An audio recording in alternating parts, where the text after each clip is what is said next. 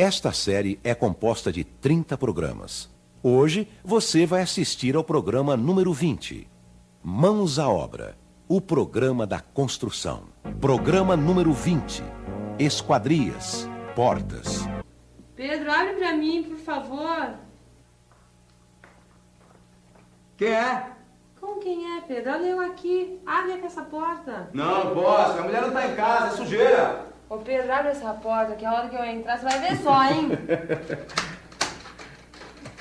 Que coisa, eu tô morta de cansaço, ganho de pacote, com esse sol a pino, ainda esqueci a chave na casa da minha mãe. Ô, meu amor, não reclama do sol, vai. Sol é luz, é vida, é calor. Ai, Pedro, mas tudo que é demais prejudica, né? Tem que ser tudo na medida certa. É verdade, viu? As aberturas aqui em casa, por exemplo, a gente fez na medida certa, pra aproveitar a luz, a ventilação, o calor.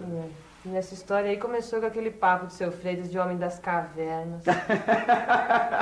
É verdade, foi muito engraçado. Toda casa, toda construção tem pelo menos uma abertura. Desde o homem das cavernas, não é? Ele tinha pelo menos de entrar e sair puxando a moça pelos cabelos, certo? Certo nada, seu Freitas. Que história é essa? Hoje em dia as coisas mudaram muito, viu? Ele ficou menos selvagem, mais criativo.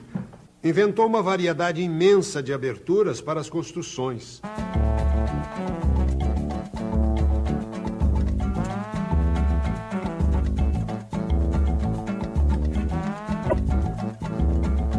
E hoje, nas construções modernas, as aberturas são planejadas para dar o máximo de conforto e proteção para os moradores da casa.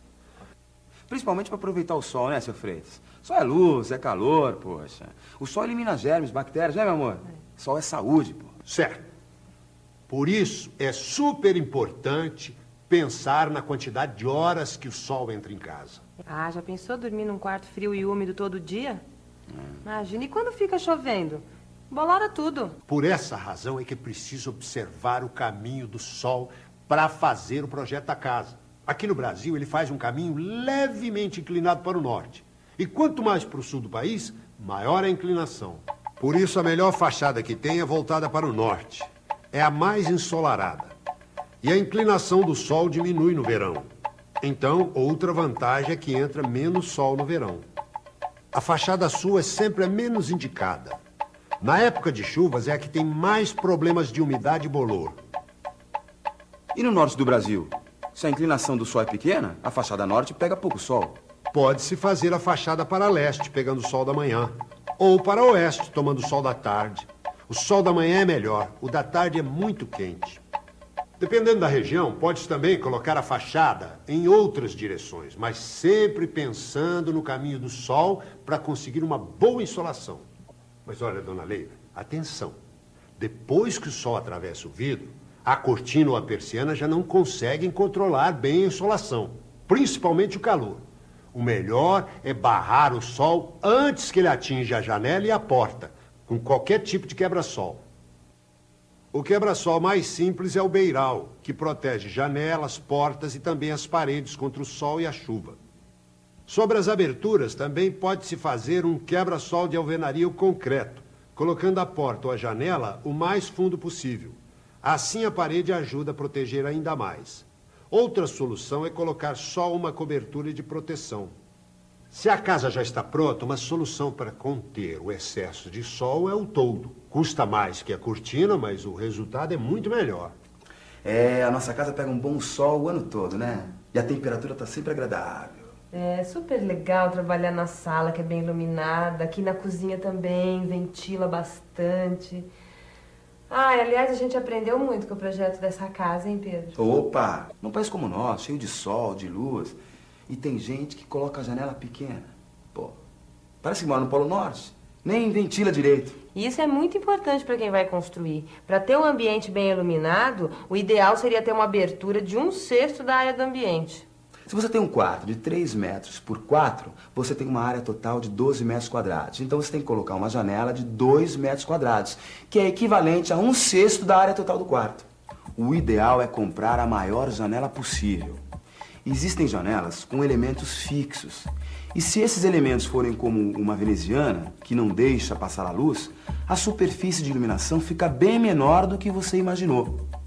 Ai, não pense que você vai comprar uma janela pequenininha, baratinha pra economizar não, viu? Porque depois você vai ver o que é que você vai gastar de energia elétrica pro resto da vida. E para melhorar ainda mais a iluminação, você pode pintar as paredes e o peitoril da janela com cores claras, porque aí reflete a luz do dia e a sua casa fica mais iluminada. De graça. Se você quiser regular a iluminação, é só colocar cortinas nas janelas. E no caso dos quartos, venezianas. Que o ambiente fica confortável.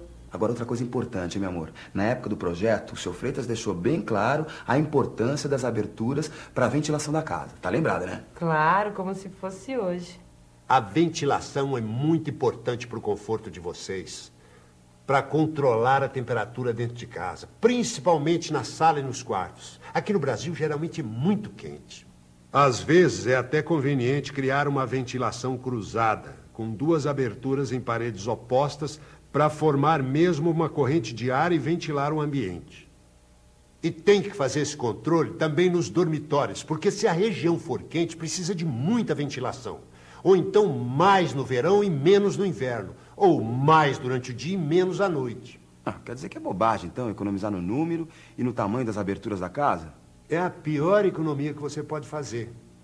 Você precisa ter condições de aumentar e diminuir a ventilação natural de acordo com o que você precisar. De manhã é bom ventilar bem os quartos na hora que a gente tá varrendo, arrumando, né? Depois é melhor fechar um pouco, que é pra não sujar. E à noite é o suficiente pra gente poder dormir gostoso. Quanta coisa importante, hein? Mas sem isso não dá pra pensar onde colocar as aberturas da casa. Nem que tamanho, nem que tipo usar. E mais uma. A visão delas, principalmente das janelas, é claro. A visão de dentro para fora e de fora para dentro. E como é que a gente controla isso, hein? Principalmente nos quartos e no banheiro. Tem muitas maneiras. Veneziana nos quartos, cortina na sala, o vidro fosco no banheiro. E se houver um recuo de 4, 5 metros da janela que dá para a rua, dá para construir um muro alto ou plantar uma cerca viva. Isso me lembra também o problema da segurança.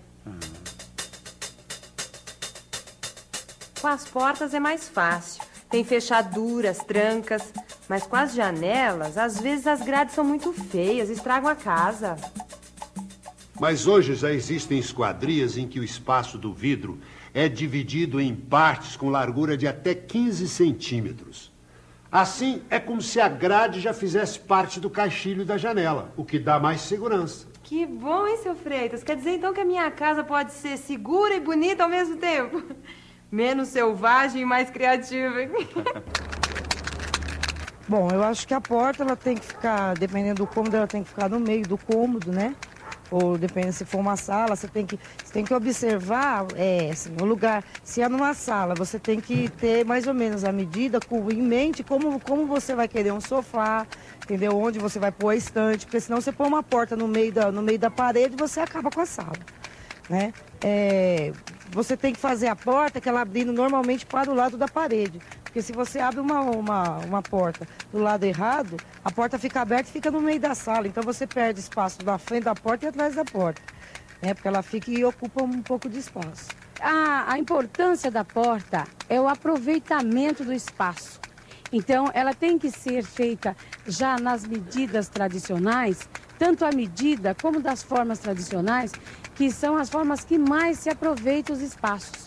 Então, não se pode ter portas em meio de parede, que aí você vai estar desperdiçando a parede, tanto para a direita como para a esquerda. E quando você faz ela no canto da parede, você já está ocupando um espaço que provavelmente não terá outra utilidade, a não ser guardar a folha da porta. A porta ela tem que ser muito bem chumbada. Como no começo, quando eu peguei essas portas, ela logo já ficou toda gozada, não fechava direito. Aí eu troquei por uma porta de madeira. Aí a gente chumbou muito bem chumbada, não deixando abertura embaixo para não passar insetos, essas coisas que podem morder a gente, né? E muito bem colocada, a porta tem que ser muito bem chumbada, muito bem colocada. E uma porta boa, né? Eu acho que porta tem que ser boa e bonita, porque é o cartão de visita de uma casa.